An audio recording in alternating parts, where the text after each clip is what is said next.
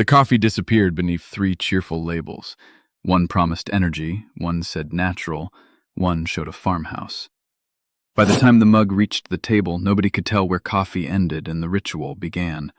The word coffee receives credit or blame for everything in the cup, yet the response may depend on the part you stopped noticing.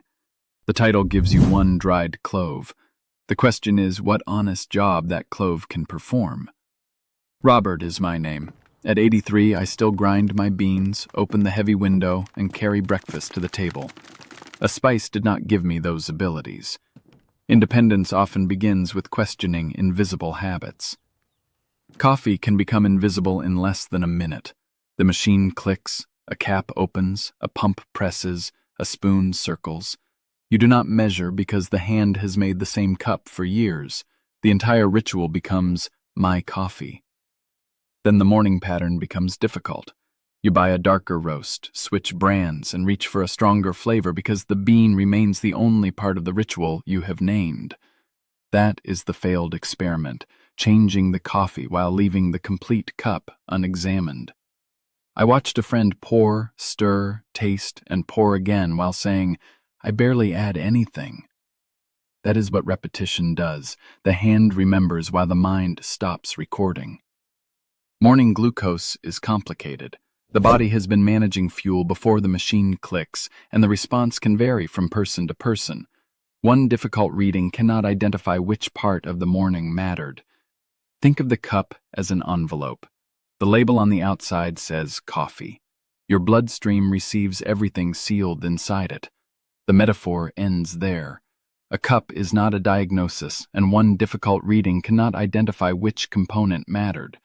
But it explains why changing the bean may leave the result unchanged. Coffee may be the first decision of the day. When the ritual becomes confusing, that uncertainty follows every number after it. The mistake is visible, but it disappears whenever the entire mug is described with one word. Salad on the plate, pills on the counter, and the meter is still higher than you expected.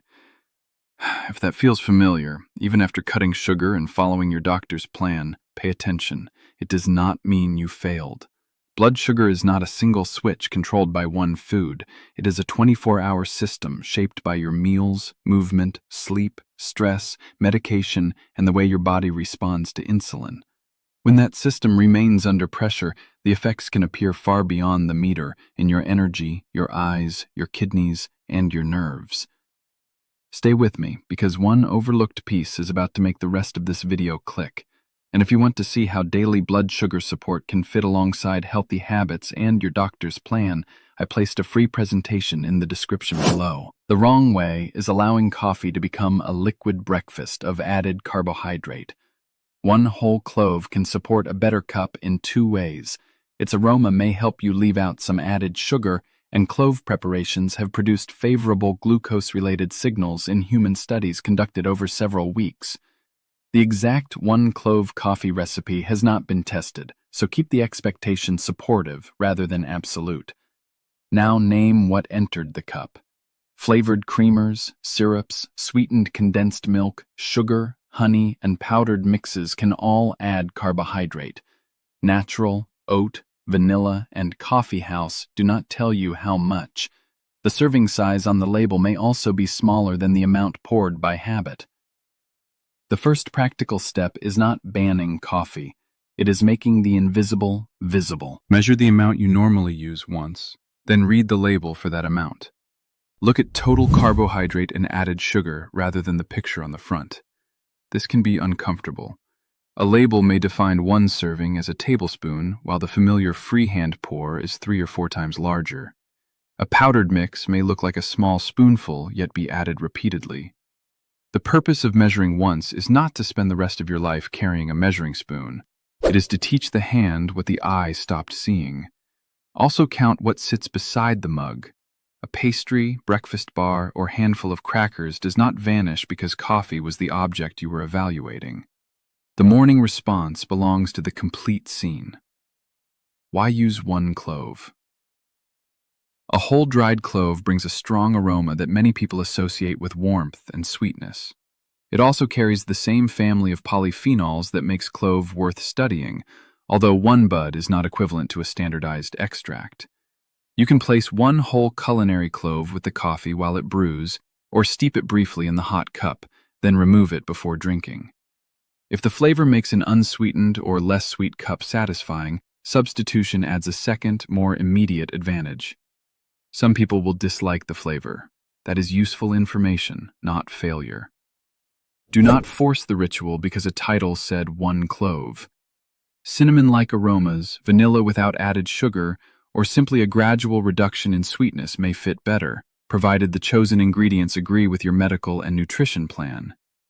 The principle is transparency, not loyalty to one spice. Do not swallow the whole bud. Chew it as medicine. Pour essential oil into coffee, or keep increasing the amount because the first cup did not change your reading.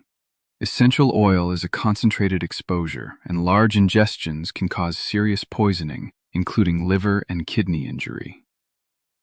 Now, separate 3 different coffee questions. The first is long-term association. Large observational studies have repeatedly linked habitual coffee drinking, including decaffeinated coffee, with lower risk of developing type 2 diabetes. Association is not proof that coffee prevents diabetes. People who drink coffee differ in many ways, and preparation methods vary. The second is intervention evidence.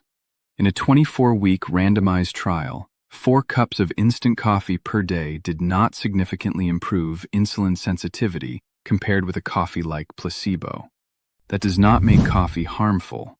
It shows why an association across populations cannot be converted into a promise for one person.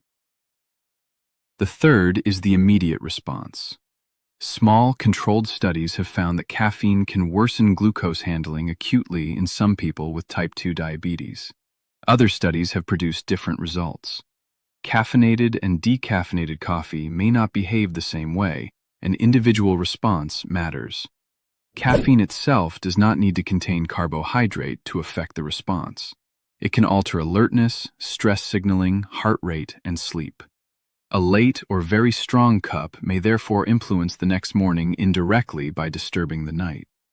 That pathway differs from the carbohydrate carried by a sweetened drink, which is why the 2 questions should not be mixed. Preparation matters too. Espresso, drip coffee, instant coffee, and decaf are not interchangeable exposures, and studies using one preparation cannot settle every other cup.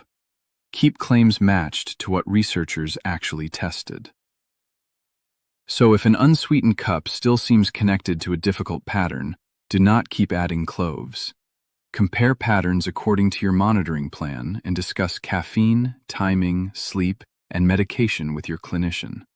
A decaffeinated option may be worth discussing, but it is not automatically the right answer for everyone. What about clove research? The human evidence has 3 useful layers. A 2006 report followed 36 people with type 2 diabetes taking 0, 1, 2, or 3 grams of clove in capsules for 30 days and reported lower serum glucose in the clove groups. In 2019, 13 healthy or pre-diabetic volunteers used 250 milligrams of a standardized water-soluble clove extract daily for 30 days, with favorable changes in pre- and post-meal glucose. A 2022 randomized, double-blinded active comparator study followed 70 adults with metabolic syndrome for 84 days. A standardized clove polyphenol extract was associated with improvements in fasting and post-meal glucose, HbA1c, insulin, and a calculated measure of insulin resistance. These findings make blood sugar support a reasonable direction, not an invented one. Still, none of those studies tested one whole clove brewed in coffee. The oldest was a conference abstract with limited detail. The 2019 study had no placebo group, and the 2 newer studies used commercial extracts with industry connections. That is why one clove belongs in the cup as a promising culinary support, not as a measured prescription. Clove is not biologically invisible once swallowed. Human pharmacokinetic research shows that oral eugenol is rapidly absorbed and extensively metabolized, although the studied exposure was isolated eugenol rather than one bud brewed in coffee. Here is the 3-part stack. First, simplify the cup. Start with coffee and one whole culinary clove for aroma if you enjoy it. Remove the clove before drinking. Do not assume stronger is better. Second, audit every addition. Measure what you pour, read the label for your actual amount, and decide what change fits your nutrition plan. If reducing sweetness gradually makes the habit sustainable, gradual is not failure. Third, test the routine as a pattern, not a stunt. Keep the rest of breakfast reasonably consistent. Follow the glucose checking schedule recommended for you, and compare more than one morning. Medication, caffeine, sleep, and illness can produce noise. Your clinician or dietitian can help interpret it. Write down the time of the cup and whether the night before was unusually short. If a cup moves later into the afternoon, notice sleep as well as glucose. A habit that looks acceptable at breakfast may still be costly if it fragments the night. If insulin or another treatment puts you at risk of hypoglycemia, do not remove a regular carbohydrate source or alter medication without guidance. If caffeine causes palpitations, tremor, reflux, anxiety, or lost sleep, the cup is affecting more than glucose. Discuss the amount and timing with a professional. Concentrated clove supplements deserve additional caution with anticoagulant or antiplatelet medicine, liver disease, bleeding history, or planned surgery. Culinary flavor is not the same exposure as an extract or oil. My morning now leaves room to butter a piece of toast according to my plan, finish the crossword by the window, and call my sister before the day becomes noisy. The victory is not drinking the most disciplined cup in America. It is having a morning that belongs to me instead of to a collection of labels. Leonard, 71, a former barber, offers a useful composite pattern. He says he drinks 2 coffees and skips breakfast. When he finally measures the ingredients, each mug contains several generous pours from a flavored bottle and 2 spoonfuls from a powdered mix. Leonard's mistake is not laziness. The additions became part of the meaning of coffee. Removing everything at once makes the drink feel like punishment, so he tries a slower redesign with his dietitian. 1 whole clove as a promising culinary support, a measured amount of an approved addition while his palate adjusts, and a real breakfast that fits his medication plan. The first cup tastes unfamiliar. By the 4th morning, Leonard notices that he can smell the coffee again instead of only the flavoring. He is not collecting a success story about glucose. He is recovering the ability to choose what the cup contains. He also compares caffeinated and decaffeinated mornings with his clinician's guidance, because an unsweetened cup still produces a different response for him. He does not assign one reading to the clove, but he keeps the less sweet clove cup because it is enjoyable and consistent with the favorable direction of the human research. He stops asking, "Which spice fixes coffee?" and starts asking, "What is actually in my cup, and how does my body respond to the complete morning?" That question follows him to the grocery aisle. For the first time, he turns the bottle around before looking at the farmhouse picture. The label becomes information rather than decoration. Go back to the first pour. The 3 cheerful labels can no longer hide inside one word. The whole clove has a modest, honest job. Bring compounds with promising human evidence into a culinary habit, add aroma, help reduce the need for sweetness, and remind you to notice the ritual. It supports the complete morning without overruling caffeine, breakfast, medication, or individual metabolism. That is how a tiny spice can support a larger routine without pretending to be the treatment. The goal is not a bitter cup, it is a transparent one. At 83, I want to taste my coffee and then get on with my morning. I do not want to spend the day wondering which invisible pour made the numbers harder to understand. Now you can see why focusing on one food, one habit, or one number may still leave part of the problem untouched. Blood sugar is influenced by a system that keeps working all day and all night. So lasting support is not about one miracle ingredient. It is about supporting the whole picture. And now you have a choice. You can leave with another interesting tip, or use what you have learned to build a more complete daily routine. Because the real goal is not to fear every meal or constantly worry about the meter. It is to feel confident in your routine, protect your independence, and keep living life on your own terms. If you want to discover the additional daily support approach I use alongside healthy habits and medical care, watch the free presentation in the description below. It reveals an overlooked gap that many routines may leave behind, and a broader strategy designed to support it. Watch it now while this connection is fresh. This supports your routine.